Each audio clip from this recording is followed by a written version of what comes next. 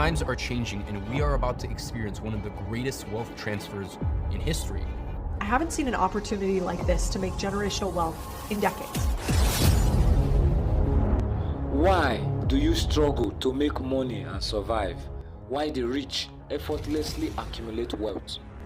That there are people that are dumber than you that are becoming millionaires. What secrets do they know that you don't? Wealthy people are doing something completely different. Unless you have the basic level of financial education, you don't even know what questions to ask. Imagine if money was no longer a concern in your life. What would you do?